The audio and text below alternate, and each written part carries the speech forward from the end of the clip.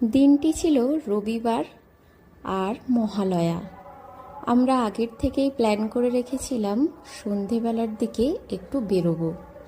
তো সেই মতো আমরা বেরিয়েছিলাম সেদিন একটু ঘোরাঘুরি করার জন্য। ওই সামনাসামনিই গিয়েছিলাম।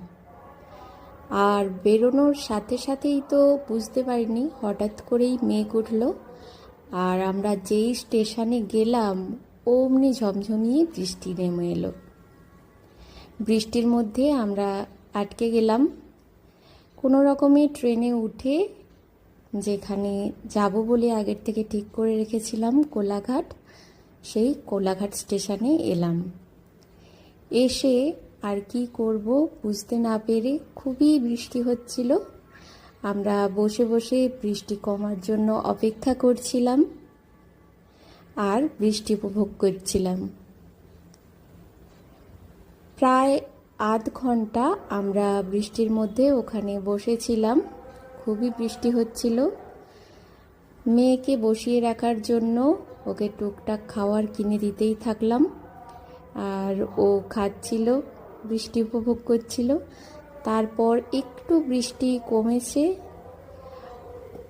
তাও হালকা হালকা বৃষ্টি পড়ছিল। আমরা ছাতা নিয়ে একটা ফুড স্টলে গেলাম টোটোতে করে। এই যে ওখান থেকে নিয়েছিলাম গন্ধরাজ মোমো। এটা ভাজাভুজির একটা কাউন্টার হয়েছে নতুন কোলাঘাটে। তারপর মোমো খাওয়ার পর খেয়েছিলাম চিকেন পাকোড়া আর চা। বৃষ্টির মধ্যে দাঁড়িয়ে দাঁড়িয়ে বেশ সন্ধেটা সেদিন ভালোই কেটেছিল। এরপর আমরা চলে গিয়েছিলাম রূপনারায়ণ নদীর যে ঘাটটি রয়েছে সেখানে কিছুক্ষণ দাঁড়িয়ে বৃষ্টিটা উপভোগ করছিলাম। আর এইভাবেই আমরা সুন্দর একটা সন্ধে কাটিয়েছিলাম সেদিন।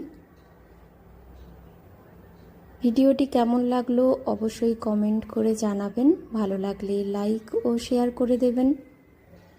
আবার একটি নতুন ভিডিও নিয়ে হাজির হয়ে যাব। ততক্ষণ সবাই খুব ভালো থাকবেন, সুস্থ থাকবেন। ধন্যবাদ।